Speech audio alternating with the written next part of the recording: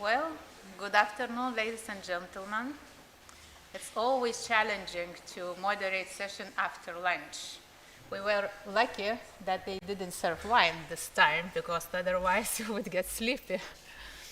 But anyway, to entertain you, let's start with the fairy tale. Once upon a time, coastal cities were celebrated by their beauty and prosperity. Today, they're starring in the very different story, the one where floods, migration, and social stress play the villains. But as in every good story, we are the heroes if we agree on the plot. So today, let me introduce our storytellers. So, Amy Allen from Southeastern University, Ireland, Lukia Dimitrov from Frederick University, Cyprus, Yaroslav Dvorak, Klaipėda University, Lithuania, Vicent Elmer, the local one, Catholic University Valencia and University of Valencia, and Stephanie Mikulec-Perkovic, Department of EU Funds, City of Zadar. Myself, I am Gerda Žygienė, Professor of Finance and Sustainability, and recently Sustainable Finance as well, from Kaunas University of Technology, Lithuania. So let's begin our story. For that, I will invite on the stage Vicent, who will tell us how local governments manage in good or bad ways with recent floods last year experienced here in Valencia. And then we try to develop our narrative to the end of this fairy tale, hoping it will end with Eva, how it's finished? Eva happy or yes? Okay, Vicent, please, the stage is yours. Welcome.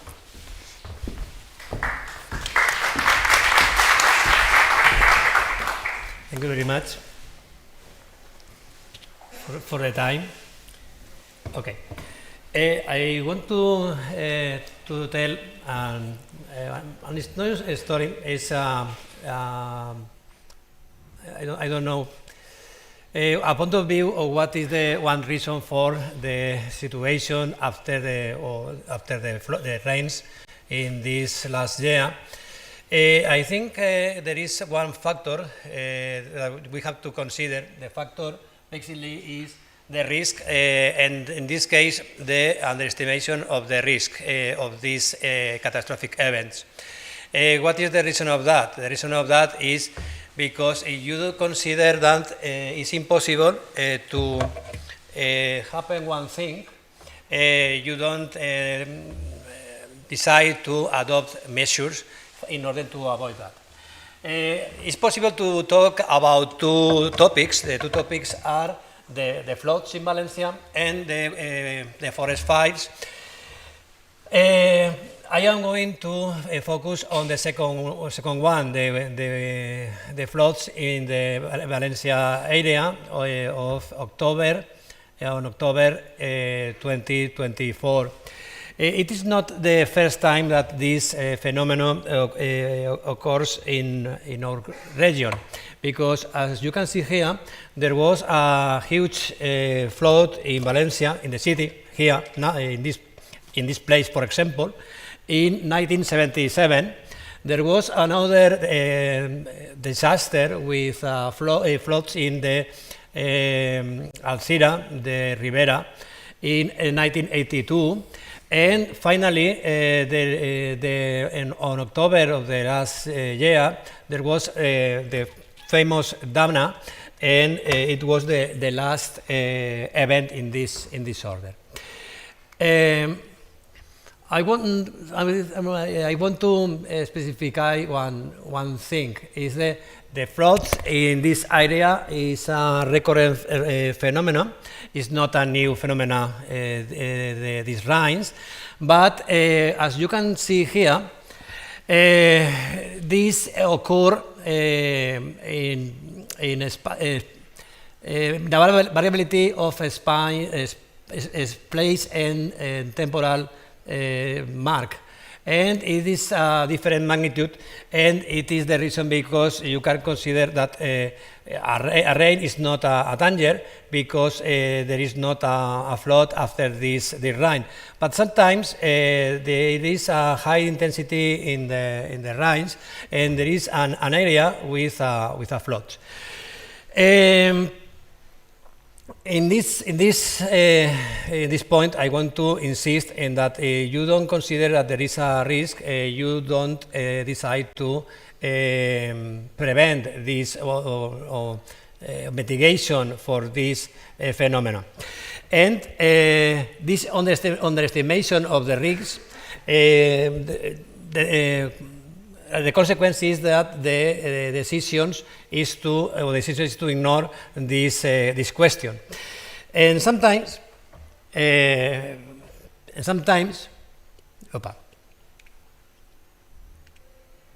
no. Sorry. From the public administration, this phenomenon of non-consideration of the risk is a fact. This is an example. There was a plan for a renaturalization of the new river. The new river is, I have to explain it, the old river is now a garden, is very near here, but in the 60s, there was a plan with a huge construction of a new river bed in Valencia. It's a dry river bed, but after with the last October, this construction was a reason because this area where we are now here, it avoids the consequences of these huge rains. But in the other part, on the other side of this construction river, the river bed, there was the famous floods in Valencia. Well, 5 years before, from the municipalities, from the government of the town hall, they decided to renaturalize this space. And the architect, the responsible of this new project, said that, as you have here, major floods only occur every 200 years.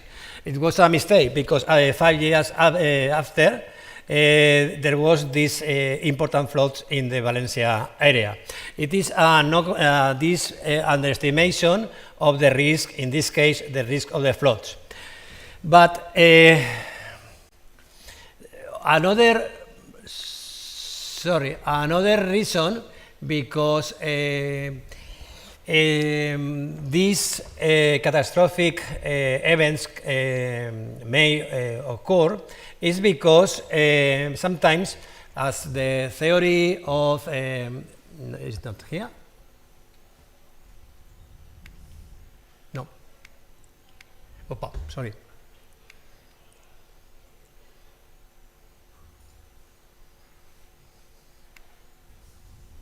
Here. Following the Limburg theory, as you can see here, sometimes the decisions, the policy makers decide to adopt the decisions with the principle of model throw. The idea is not to try to find a solution for the problems. The idea is to to adopt the decisions for the short time, not for the long time. In this case, I can mention an example. The example was about this clean off of the ravine, the Pollo the famous Barranco del Pollo, and it was only for 400 meters in this clean-off. If you consider the extension of the area, it is a very short actuation, and as we can see after the disaster, this short option, this short action, it wasn't enough for trying to avoid the disaster. It was necessary, maybe, a bigger infrastructure in order to avoid this disaster. And finally,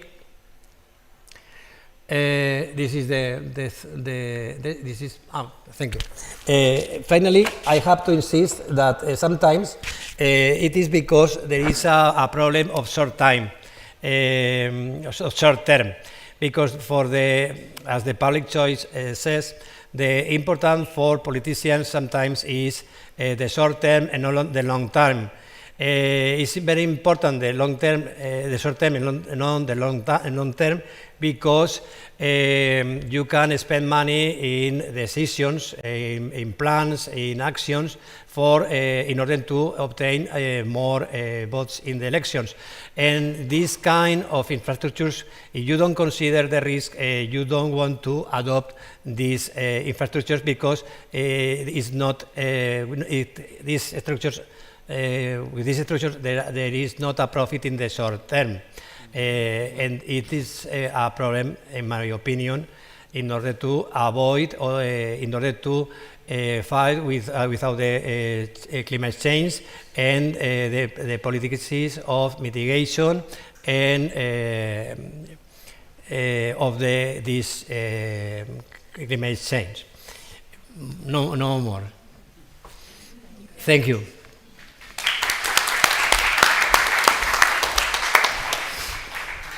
Thank you, Vicente. So, in Vicente's presentation, he focused on how climate risks, particularly floods, are systemically underestimated in urban planning policy. And now, I invite on the stage Stephanie, and she brings a practical municipal perspective, emphasizing the importance of trust building, transparent communication, and citizen engagement. So maybe this solution could help also us to be more resilient. So please, the stage is yours. Thank you very much. Hello everyone. I will really try to be on time. I hope it will, all the pictures that I put will not be too busy. And I will try to explain everything in this short period. So this is the city where I come from. So it's Zadar in Croatia. So floods are also a thing that we are experiencing. Sometimes in the last few years we had a big flood, 2017 I think, that made a lot of impact on the city. But maybe later about that. I will talk today about a few projects regarding the information, engagement, and trust building with the community. So in the panel before us, I think someone was mentioning how we are all focused on doing things and not explaining things or translating them to the community, to the users that we are actually providing this information for. How many of you are known or know the term of participatory budgeting? Have you heard about it? Yes, some of you. Okay, so I will not go into a lot of detail, but this is one of the tools that we use that have in their own sense of financing elements that are connected to the sustainability and to the environment, which are public lighting, bus stations, green areas, pedestrian areas, sports equipment, street workout, so everything that is in the urban space that kind of reflects how community uses the space. Why did I put this here? Because we had a specific strategy of the communication and engaging with the community on this project. The first one was we published a call. We took proposals from the citizens about the projects they would like to have implemented in the 37 districts that we have in the city. And then the most important thing, we held public forums. But public forums where all the proposals were presented to the citizens of that district, and they were deciding on the activities by those proposals what they want to finance. This is one element. The most important element was the fact that on each forum there was a mayor or deputy mayor and all the head of departments of the city present with us on those public forums, so community could come and ask all the questions they wanted to ask and give the information back to the city, not only regarding the topics that were being discussed. This is why I put this here, because this element of presence of the public decision-making participants is very important on the field. The second project I want to talk about is a project called Inclusive Play. This is a project that we were doing a sensory park, which is a public park, 24 hours open, designed for children with disabilities. Why did we put this here? This was park co-designed with the experts that are dealing with children with disabilities every day, with their parents, with their brothers and sisters, and with the community that they are involved in. They came with us on the meetings with the architects to change the project that we have developed and to make it custom-made for themselves, because in the end, they are going to be the users of this space.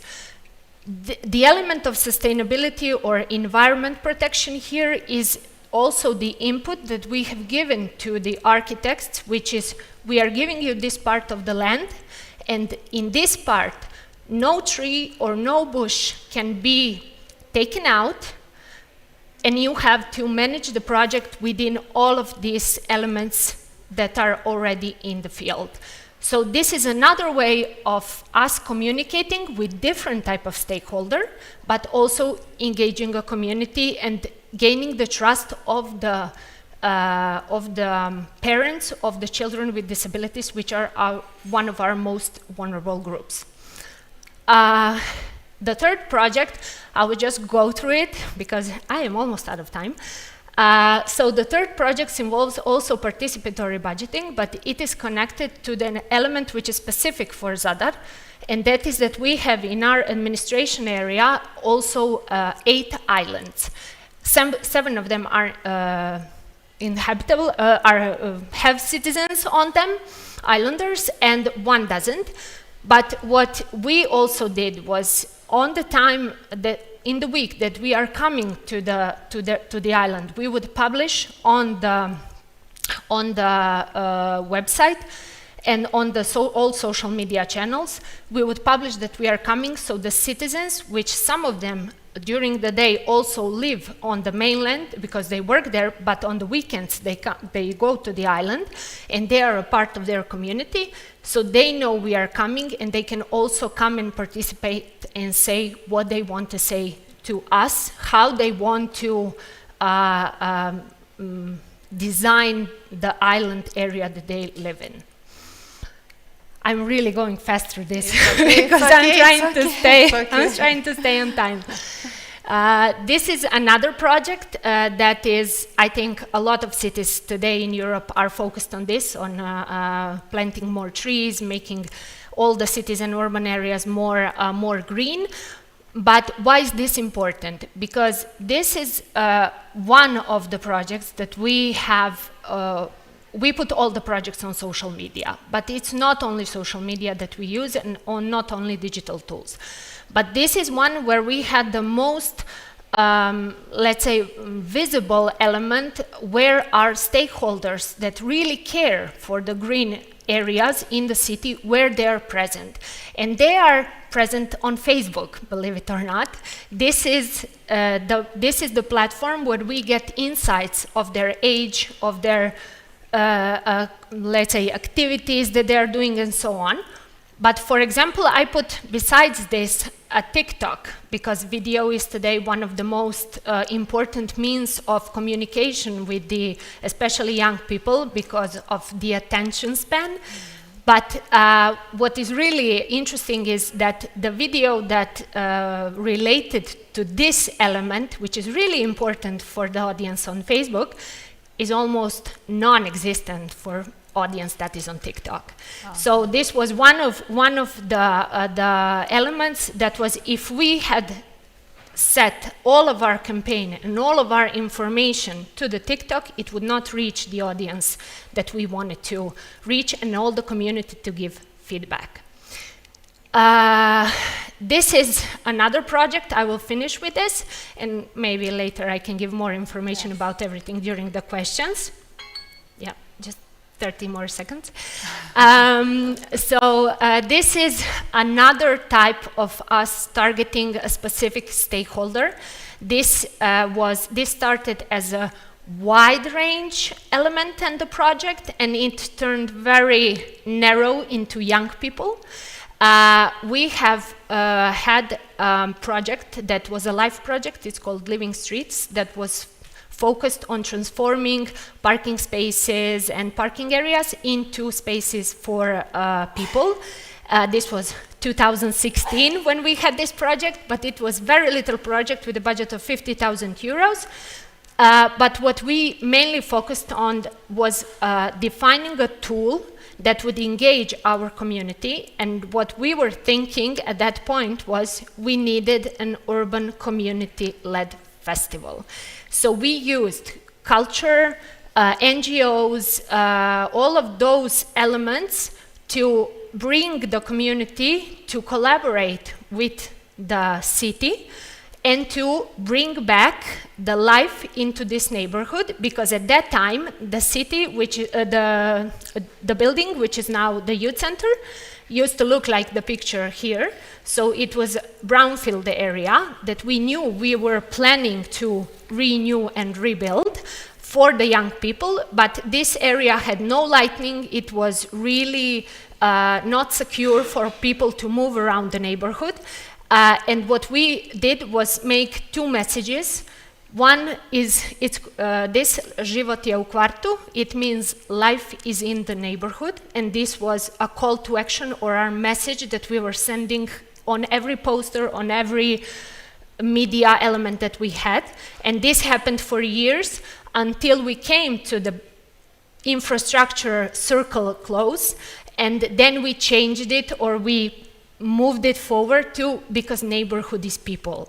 So this is now what we translate to all of our citizens, because the people in the neighborhood are now what is designing all the activities that are happening there. This is how it looked this year. I will finish with this. I will say no more words about this, but this is the project that we spent basically, maybe I will say 300 euros to market, but everyone knows when to come, where to come, and to give feedback to us through different workshops and everything that we have arranged with NGOs about different topics each time, whether it's mental health, whether it's environment, whatever. Okay, thank you so much. Thank you. Thank you very much, Stephanie. And this is very much correlated with what Amy Allen will now present, how community can be engaged also in festivals.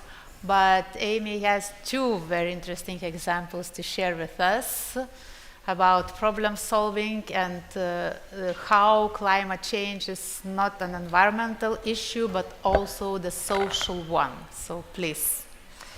Thank you, Gerda, and Stephanie, don't worry, I'll make up for the time that you took. I'm really delighted that Gerda has chosen a storytelling presentation, so it makes us easy to share our experiences, and again, just to thank everybody here from the perspective of your openness and the sharing of your experiences and your knowledges across all of our EU-CONEXUS family as well.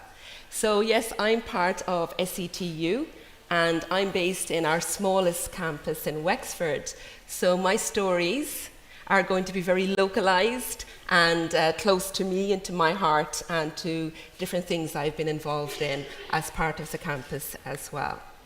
So I guess my interest is very much driven by social sustainability, and just to remind ourselves, in a way, what does that really mean? What is the bottom line?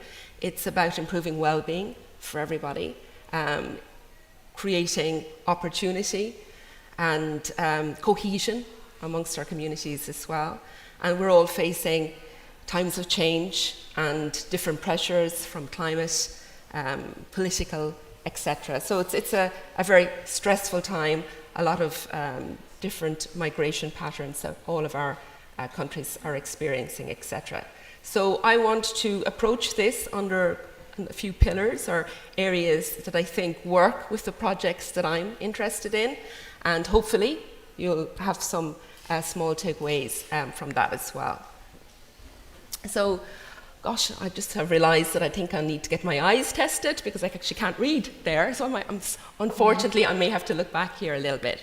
So there's a few pillars that I'm going to focus on in particular.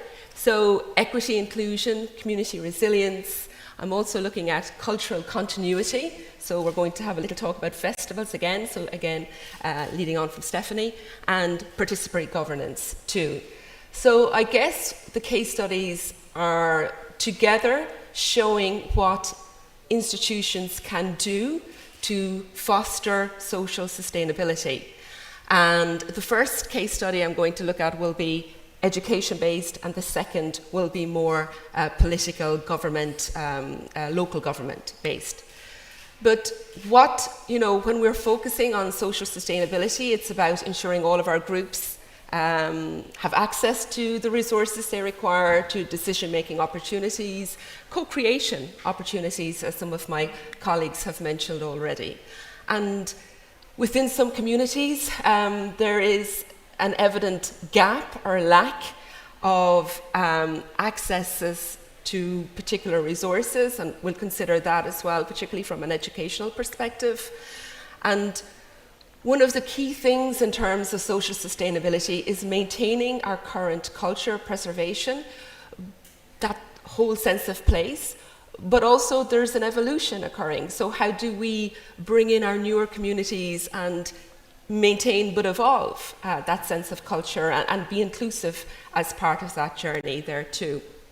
And so again, just that notion of ensuring that our communities are involved in some of the direction or the creation towards all of this. So my first case example is a program that we ran through the Wexford campus, which was focused on a particular community which we would serve, which is the fisheries and aquaculture businesses. And we found through working with other state bodies and through liaising with representative agencies that many amongst this group had quite a strong level of skill sets, but had not any previous history or comfort level, indeed, in participating in third level education. And in that sense, they were kind of being left behind to a degree. So some of the challenges that we faced as part of this as educators was, how do we create a program that suits the type of industry, their requirements, but also their working structure, because of seasonality, because of what weather conditions they may or may not be called out at particular times. And this program was a blended approach. So it was delivered online and in person, and all the program was recorded. And that allowed for the flexibility to respond specifically to the needs of the individuals who would undertake this course. As I said, it kind of responded to what was traditionally an underrepresented group. And our hope was to build capacity. They had the skill set, they were doing it, but they had no recognition for what they were doing. And so we looked at things like management, marketing, new product development, ideation, all of that sort of thing. And again, the opportunity to network and share information was a big part of the program there as well. So from our perspective, we felt it contributed to the sustainability of the coastal businesses and their opportunity to respond to change, to advancements in technology, and just to improve their overall sense of opportunity in the sector there as well. So, yeah, the main, I suppose, output or lesson I want to share from this is that it is important to engage with the local the representative bodies, the different sectoral groups when considering the needs of the programs we develop that respond to our areas, our local areas as well. The second case study, is very different. So it's a festival. Within Wexford, we were very fortunate to host for the past 2 years what is probably the largest cultural festival in Ireland. So we have a population base in our municipal area, so within our town, of just under about 25,000 inhabitants. For this festival, over the 9 days, for the first year in 2024, 600,000 people came. And in 2025, this year in August, over the 9-day period, 800,000 people were estimated to have attended this festival. So this is a great example of how local government can become involved in supporting sustainable communities, because they undertook the role of managing, planning, liaising on this festival, and also in terms of recruiting the volunteer workforce, the people who would make the festival and generate the experience for all of the festival goers. And this worked very well because they ran a very successful orientation period for volunteers to allow them to train them to clarify the types of roles. There was the opportunity of co-creation in terms of defining what the volunteers felt they could contribute to the festival according to your interest and level of experience. And this was a body of roughly 700 people coming from throughout Ireland, but also our newer communities. So some of the immigrant communities also were involved in this. And it was a great way to build social cohesion and a sense of sharing of the culture that we were very proud of course. So again, some of the takeaways from a social sustainability perspective was that volunteers actively shaped the festival. They shaped the experience, they contributed to the roles and to how they would be part of making this such a success as well. So just to finish up, I suppose why we're here and why we discuss all of these issues that are of interest to us and share the little, for me at least, I would say, knowledge that I have is to, I guess, figure out what should we be doing in the future, or where do we go from this point. I feel that to continue to integrate, the marginalized communities, be those fisher people, fishermen, women, etc., who are involved in that area and industry and who feel that they're slowly but surely being kind of reduced in opportunity.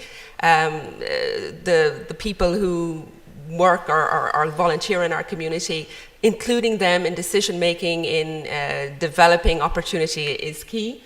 Upskilling is always something that we need to be considering, both our capability and capacity from a tourism fisheries perspective as well, and just making sure we maintain this place, a sense of place and community, that we build and evolve our culture to be inclusive of all there. So I think that's the themes that have been coming through from all of our panelists as well. So I hope you've taken some little learning from that, and appreciate your time. Thank you.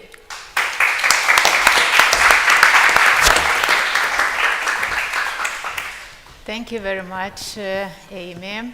And I think you finished with this very nice idea that integration, even in volunteering within festival, which might seem some far away from ecological and social problems, but it's not, because one of the major risks that was mentioned in the World Economic Forum 2025, the Global Risks Report, was involuntary migration. And involuntary migration might be caused by environmental issues, political issues, and economic issues. And it's not so easy to cope with those issues, especially as in your case, you mentioned how environmental change would impact fishermen's communities, right? If in that case, with lower employment or higher unemployment, we have migrants on top, so we face even bigger social crisis. And that's why now I invite Yaroslav Borak. He will share Lithuanian cases experience on how in Lithuania we dealt with the Ukrainian refugees who also join labor market as well. So please, the stage is yours.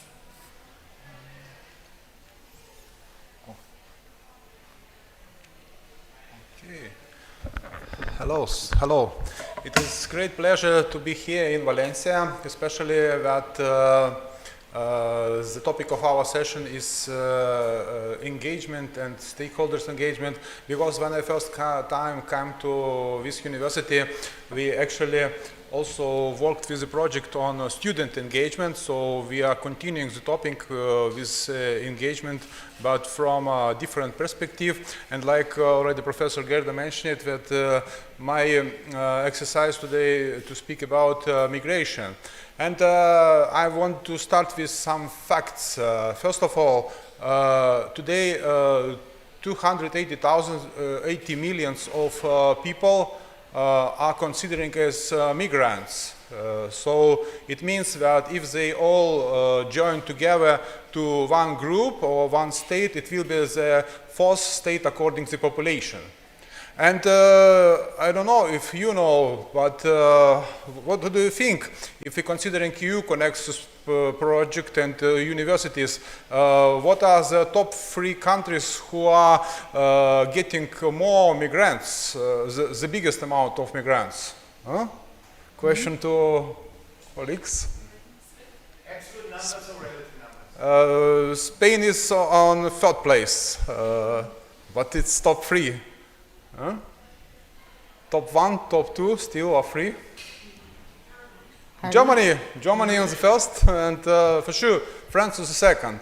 So all 3 countries, they are attracting the biggest amount of migrants, and especially if they are talking about phenomenon of migration, it's really it really creates a lot of discussion on that, because first of all, migration, it's about, like it was mentioned, it's about sometimes economical pressure, because people choose to move due to some economical reason for better life. And also people, like it was mentioned, can move for better life due to the climate change.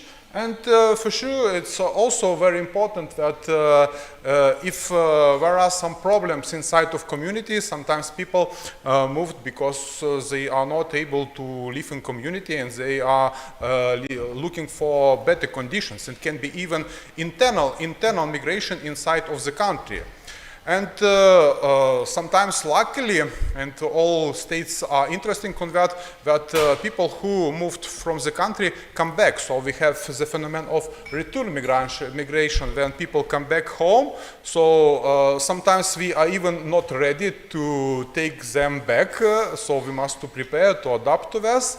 And nowadays, migration is especially important topic after the war in Ukraine started, because a lot of people from Ukraine left their homes and moved to other countries. And my two stories about Ukrainian people and what is the situation and how we responded in Lithuania. Because in fact, usually migration, it's an outcome of something what happening. Is it economic wars or war or something even climate change and etc. But for sure, it's immediately create another outcomes for or impact for local societies. And first of all, in case of one, just shortly introduce the situation, how Ukrainian immigrants start to move to our country.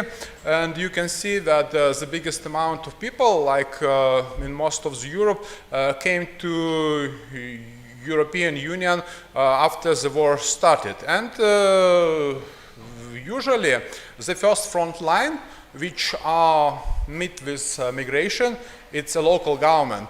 It's migrants, for sure, in different cases, they are coming to coastal cities either through the sea or through the border, because coastal cities like Mediterranean and Greece and Spain and Cyprus, they all know what is flow of migrants, because they already felt that when people from Syria, from Africa moved, and they were those front line. In case of Ukrainian people, we were just those who trying to help those people who are run due to the war from their homes. And yeah, local governments here, one of the first place that affected. And here is one of the research where we actually consider it not only Lithuania but in Croatia, and we look how local governments react on this. And what we can see that local municipalities, they are key players in addressing refugees crisis, and they can create different innovation policies and strategies.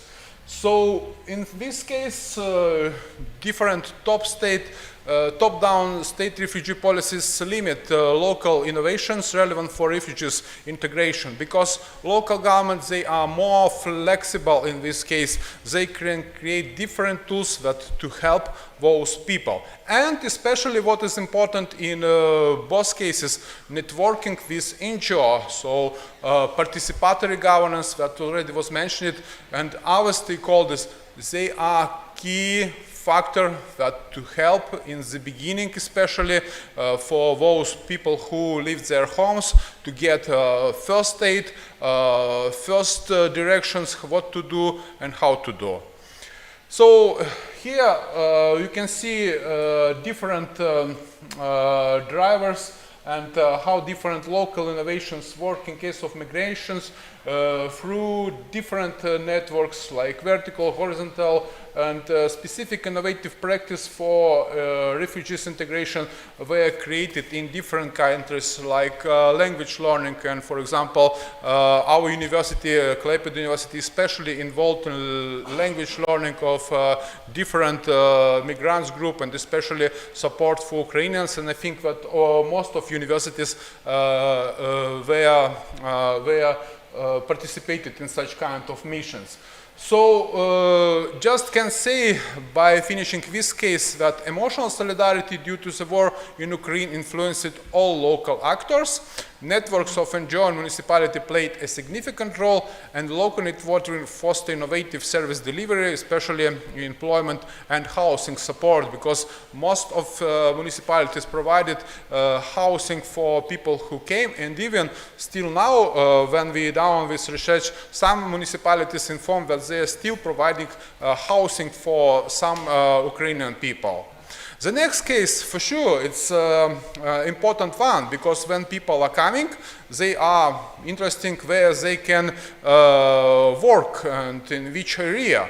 And next case is explaining that people, and especially in Lithuania, even from Ukraine, they started to come as even before the war, but one of the main industry in Lithuania is logistics, because we are one of the best in Europe. We have a lot of companies which are managing big truck numbers, and for sure we need a lot of workforce for this huge number of machines. And it's also very good that we can say that Ukrainian drivers, they're usually highly skilled, they have good work ethics. It's because of very close cultural ties between our nations, and this is also very good for integration of people. When you have close ties, they are part of common history. If you are not familiar, you can read about Lithuanian Grand Duchy, where you can find that Lithuania, Ukraine was in the past the part of the common state, and for sure we have common past from Soviet Union, so we know each other. And yes, in this case, unfortunately, when we are supporting from one hand of Ukrainian people and even drivers or other, but from our perspective, all these efforts also not very effective. The drivers declare that we are also exploiting them. We exploit immigrants, and they are meet with different type of discriminations. So it's not only about case of drivers, because I have made also some focus groups with other Ukrainian groups, and ladies also mentioned that. And even if we are talking about more broader, for example, this summer we discussed it with Kazakhstani ladies. And they also were mentioned that, for example, they were invited to come to work in Lithuania, but after that, when they started to work in some companies, they immediately got negative feeling from locals. So nobody is trying to integrate them in common working collective at the companies. And just after the manager mentioned it to local Lithuanian people that they come because we are Lithuanians, are not interesting to work with works, they started to create some common ties. So we are first asking people to come, but we are not really interested that they will help us. And finishing, I think, the things that were mentioned, we can say that we must to have some public policy solutions, especially that in case of migration, that we help to reduce discrimination for those people who are coming. We must to teach language them. We must to help with family integration. It's not the worst that people or migrants, it does not mean that Ukrainians or no are coming to your country. The worst things that they are not working, and they are not after that paying taxes, and they are not interested in this case to create something better for well-being of the community where they are living now. So the last two lessons from all these cases. First of all, from case one, we can learn that migration drive local social innovations, municipalities and NGOs co-create solutions in housing, employment and services. Integration builds emotional solidarity and strengthens urban resilience. And it is very important to strengthen municipal flexibility, to fund inclusive service, to connect newcomers with long-standing residents. And from our case, we can learn that migration sustains coastal logistics and economies, but face systemic discrimination and weak institutional protection. Integration is hindered by language barriers, informal economy practice, and exploitation risk. In this case, we must ensure fair labor standards, provide language, family support, and enforce protection against exploitation. Thank you for your attention. Hope it was useful.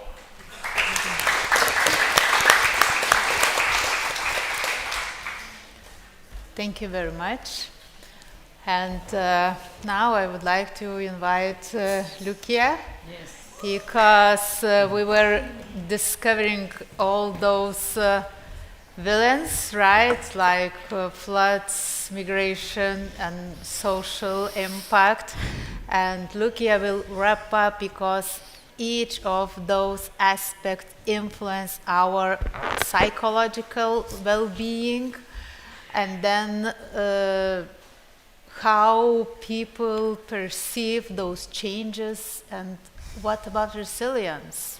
What are the options for us to be more resilient? So please. Yeah. Hi, everybody. I'm happy to be here. Thank you for letting me participate in this very, very interesting conference and session. Coastal cities, so often celebrated also for their culture, for their diversity, for commerce, for connectivity, are increasingly marked by negative things, such as economic precarity, social marginalization, and psychological distress. So, as someone who has studied resilience in Mediterranean societies that are deeply or have been deeply affected by economic and social upheaval, I have basically seen firsthand how coastal communities suffer and how inevitably they adapt. Today, I will address how seasonal unemployment, poverty, migration, and climate change converge in these urban and coastal environments, with particular reference to our Mediterranean basin. Southern Europe's coastal cities, especially in Greece, Cyprus, and Italy, have experienced significant strain in recent decades due to a convergence of economic fragility, climate vulnerability, which has already been mentioned by Vicente as well with the paradigm of Valencia last year, and demographic shifts. So once thriving hubs of commerce, tourism, and seasonal employment, many of these cities are now grappling with the long-term effects, basically, particularly after the Eurozone crisis of 2009. Nobody has ever recovered from that. And in particular in Cyprus, the collapse of the banking system in 2012. These shocks led to persistently high unemployment and underemployment rates, especially among youth and women, creating a ripple effect of economic insecurity, social fragmentation, and psychological distress. So our research in Cyprus in particular found that young adults between the age of 18, we even went up to 45, especially women, individuals without a college education, and those with prior experiences of anxiety, were the most vulnerable to depressive symptoms, generalized anxiety, and long-term stress. These are not just economic outcomes, obviously. These are profound psychosocial phenomena, and by Jahoda's theory of latent deprivation, employment structures not just income, but time, identity, and social connections. Coastal regions in the Mediterranean have become primary gateways for irregular migration, further complicating the social fabric. In Greece, Cyprus, Italy, the arrival of asylum seekers and refugees, often fleeing terrible wars, often fleeing conflict, often fleeing poverty, or even climate-related displacement, has placed disproportional pressure on housing, healthcare, and education systems.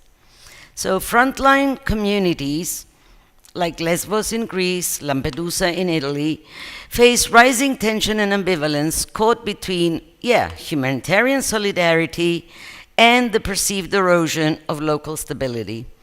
This layering of socio-economic hardship with sudden demographic changes creates what we might call a compound risk environment. Migrants often arrive with extreme trauma biographies, while host communities experience resource strain, cultural anxiety, one may say, and diminishing trust in institutions. So, from a psychological risk perspective, three categories emerge clearly. One is individual vulnerability, such as pre-existing mental health conditions, low educational attainment, or financial dependency.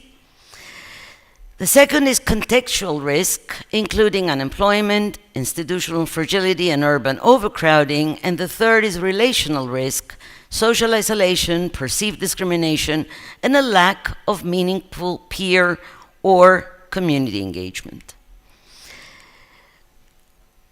So, to understand the dynamics of unemployment, migration, poverty in coastal cities, we need to go beyond economic or demographic indicators and examine psychosocial systems at work, those that either expose individuals to greater harm or equip them with tools to become even more resilient. Psychological resilience, as defined by Marsden and colleagues, refers to positive adaptation in the context of significant adversity, in the context of challenges. But resilience is definitely not an individual trait. It's not something that we have or we don't have. It is a systemic process shaped by relationships, by resources, by values, by institutional support. So our research in Cyprus and Greece during successive waves of crisis, economic collapse, austerity, and the pandemic has focused on both risk factors that undermine well-being and protective systems that foster adaptation.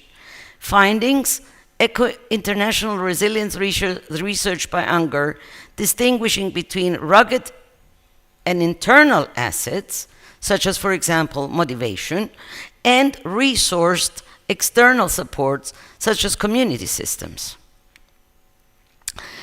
So globally, we see promising initiatives, and Mediterranean cities are experimenting with mental health programs, green urban design, and digital interventions. However, progress is uneven, and it's slowed by underfunded systems, corruption, as well as institutional distrust. So resilience must come from internal assets, motivation and hope, and resourced external supports like inclusive schools, fair labor, accessible and quality health care, and a fight against corruption. In response now to the intersecting crises facing coastal cities, economic precarity, climate change, social fragmentation, governments, NGOs, and academic institutions have begun to mobilize a variety of frameworks and interventions. How? For example, we ask, how do we move from policy to practice and from theory to transformation? So globally, guiding frameworks such as the United Nations Sustainable Development Goals, especially Goal 11, Sustainable Cities and Communities, or Goal 13, Climate Action, and the New Urban Agenda call for the creation of inclusive, resilient, and adaptive urban environments can be a framework for change. So, these frameworks basically promote equitable access to services, participatory governance, and protection for the most vulnerable. Yet, their implementation remains inconsistent. And especially in the Mediterranean, where many coastal cities are still recovering from the Eurozone economic crisis, responses have been slower and even more fragmented.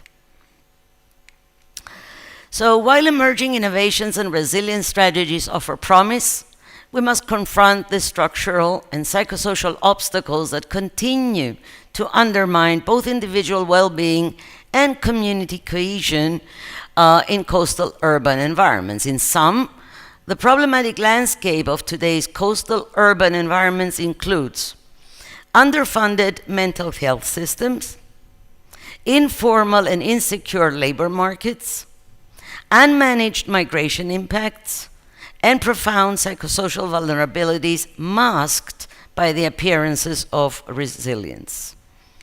So, the problematic landscape of the things that I have mentioned before needs to acknowledge that resilience cannot remain a buzzword.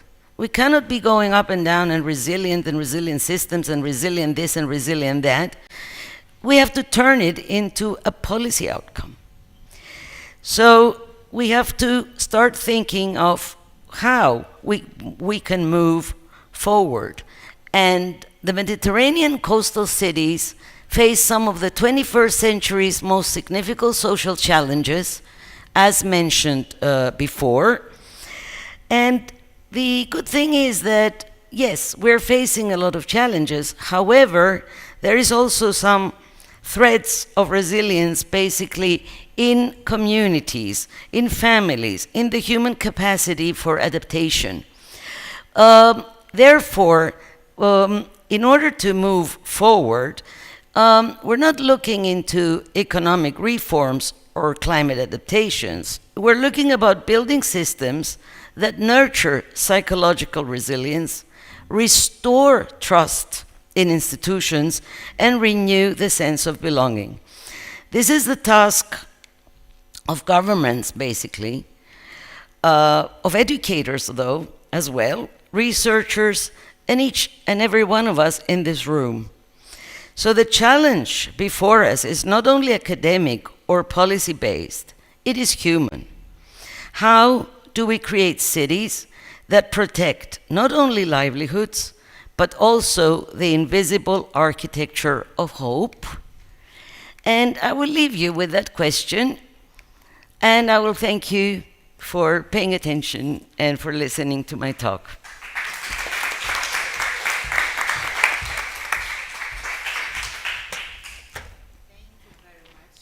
You're welcome. Yeah. So you saw our storytellers really told you very different stories from very different angles, reflecting very different heroes, right? Bad or good guys. So we have around 20 minutes left, right?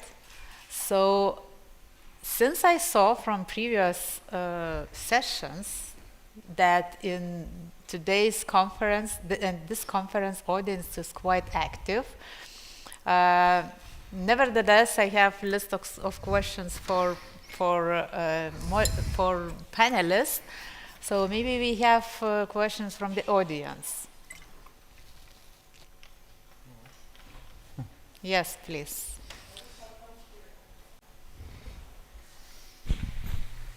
I have a question to Stephanie.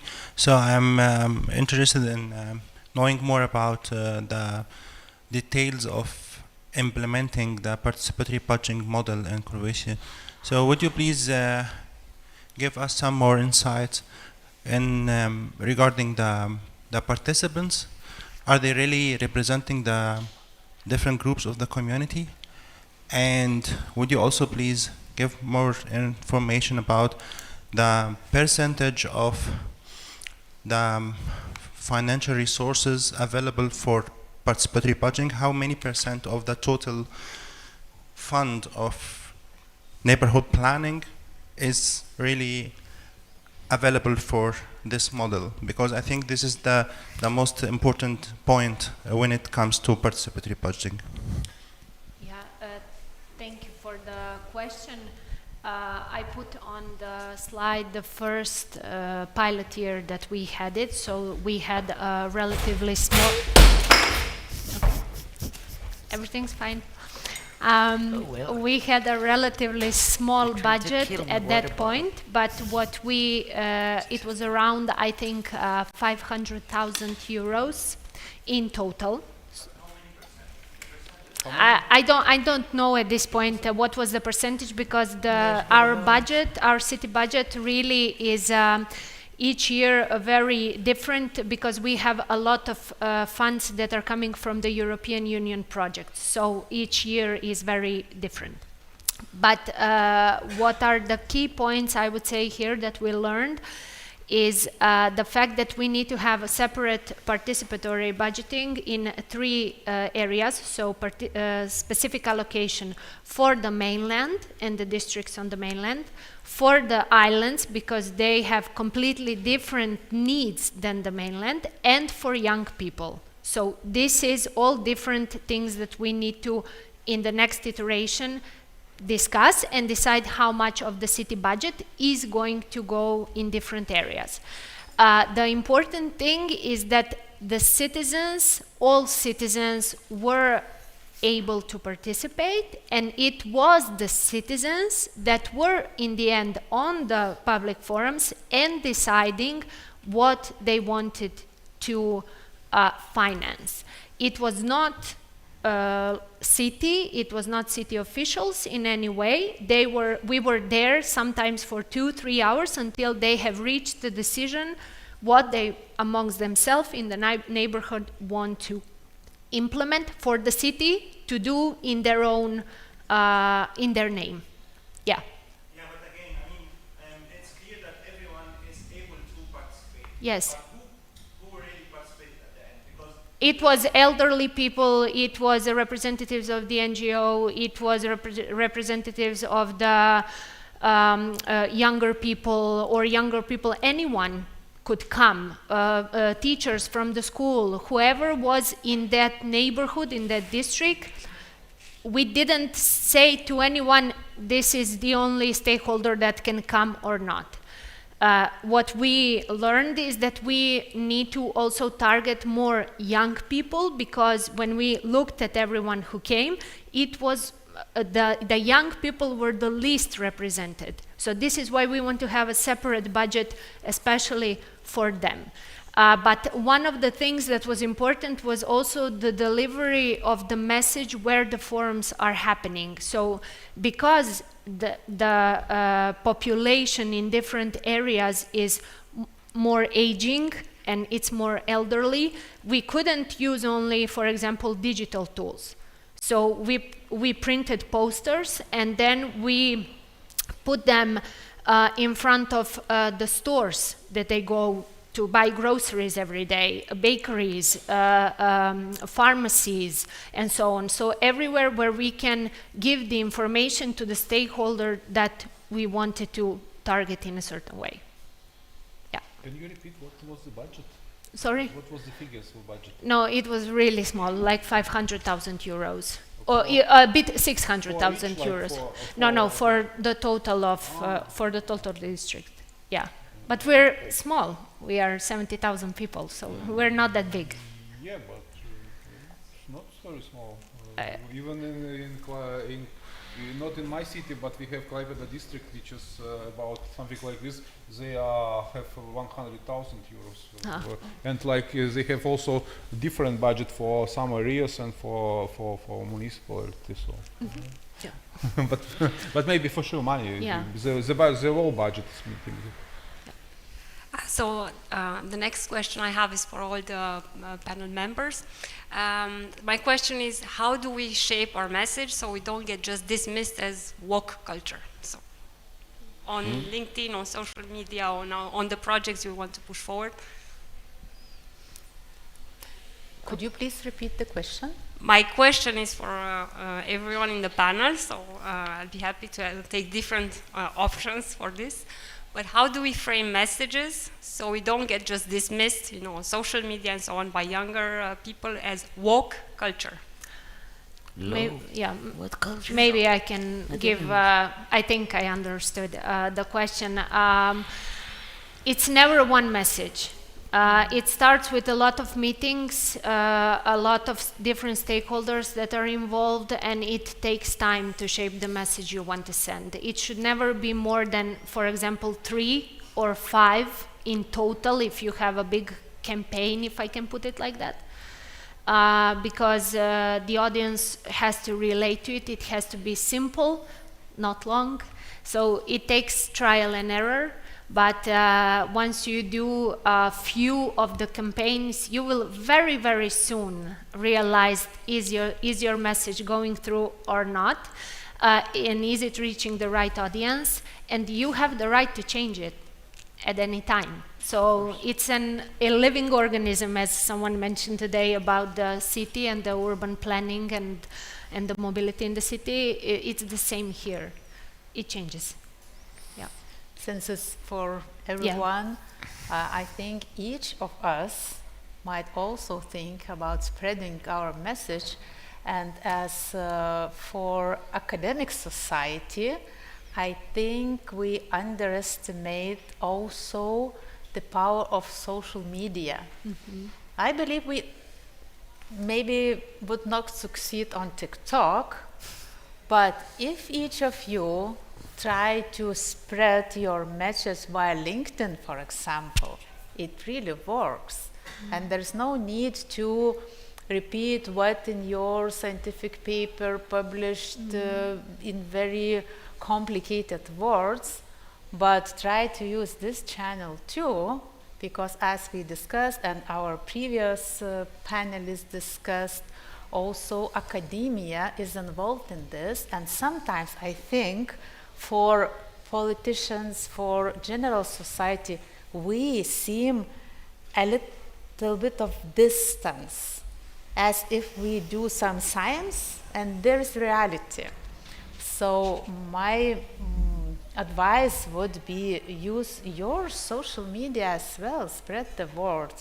I do so, I use LinkedIn quite actively, and I see that in this case you not only post, but you also create this community around you, and then it's easier to connect with people, to write a message, also to agree on the project, even if you didn't know the person before. So that's my angle answering this question, but please also share your experience.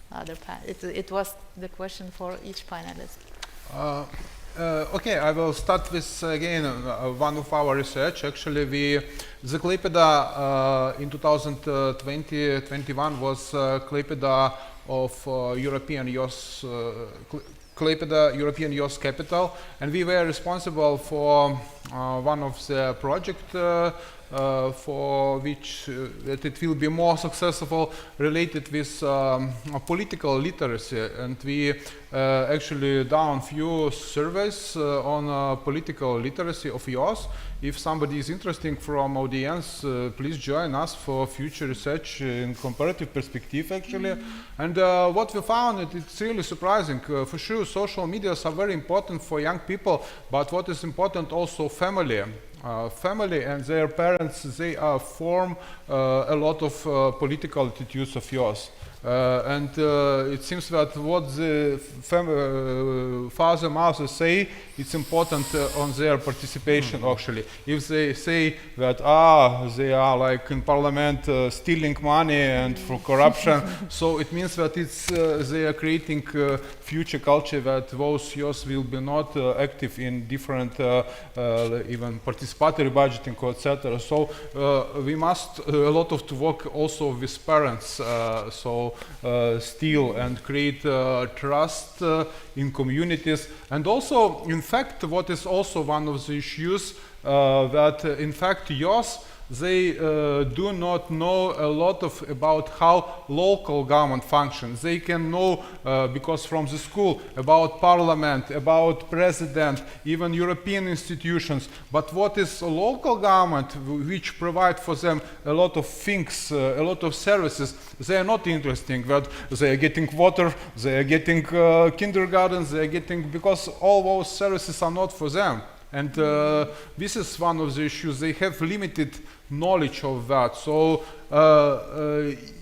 social media are good, but parents and also we must work with them, because they are still authorities for their kids. And we see that even when they choose in universities, parents are very important. They say, you must go to this direction.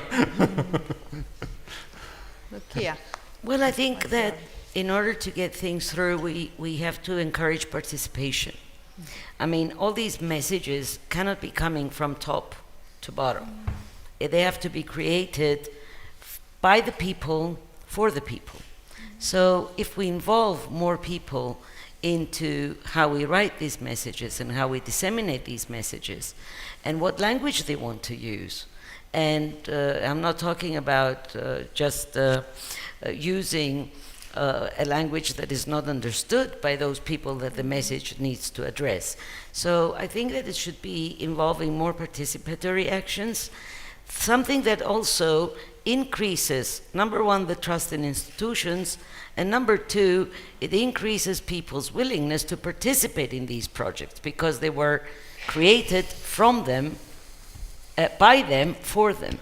So we're experiencing a lot of trust in institutions, at least in Greece, Cyprus, Italy, that are countries that I'm very much aware of what is going on. And in these cases, what do? I mean, how do you go about convincing people about all these projects, and how do you go about convincing people that what they see in front of their eyes, corruption hitting the sky, is not actually happening? Well, you've got to have them involved. You've got to bring them in, and you've got to sit down with them, and you've got to try and manage their worries, their fears, their mistrust, before you start serving them with brilliant ideas that will never work. Okay. Vincent, do you have something to add? No?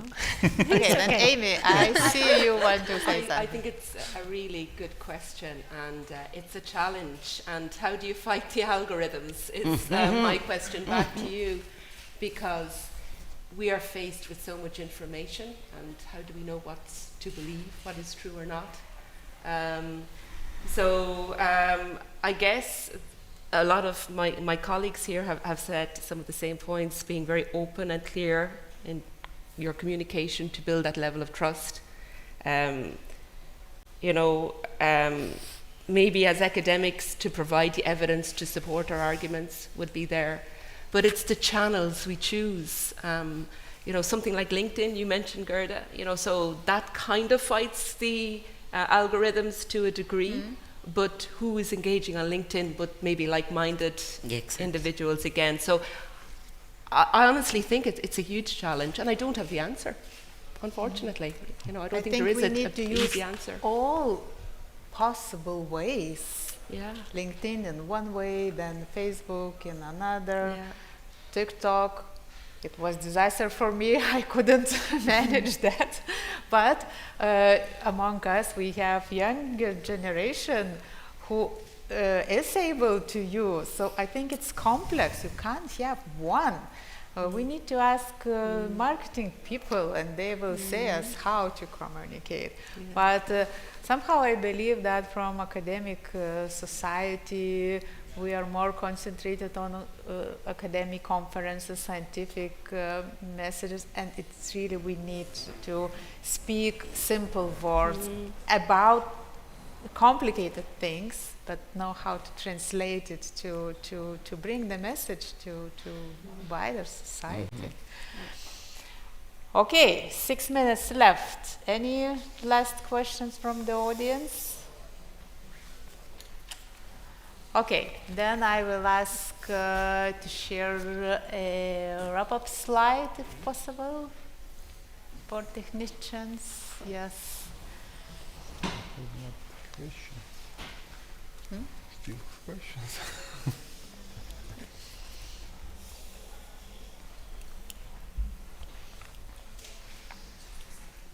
Okay, no problem.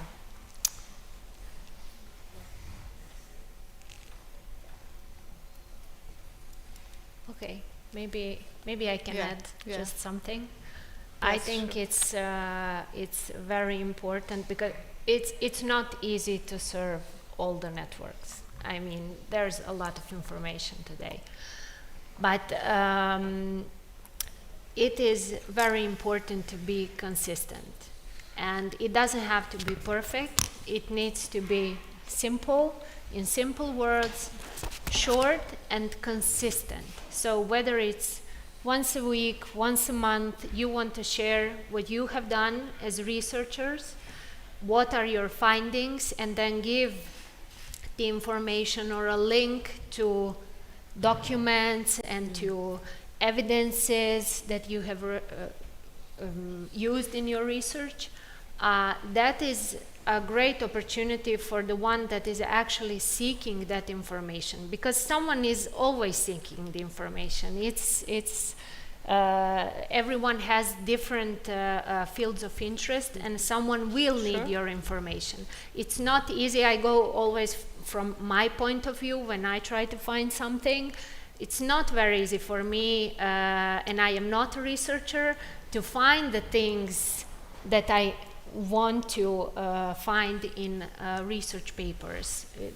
I come to a lot of obstacles, and as the time is a very important resource today, if I can't find it pretty quickly, I will move on.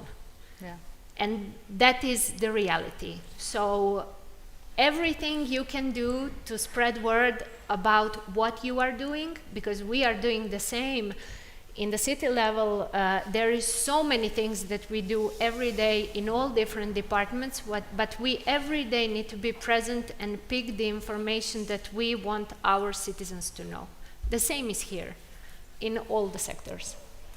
Okay, yeah. Thank you very much. So to wrap up, in our today's fairy tale, we had several chapters of this fairy tale. So mainly political decisions that shape vulnerability, right? Then we discuss local governments, how they can build trust and resilience, and social sustainability depends on inclusion and cultural continuity. Then migration challenges especially require integrated community-based responses, and it all affects our psychological well-being, and which is central to long-term adaptation. And with that, I hope that we'll have a happy end of this fairy tale and live happy ever after. And with that, thank you very much for my distinguished panelists. Thank you, audience, for your patience. And have a nice day.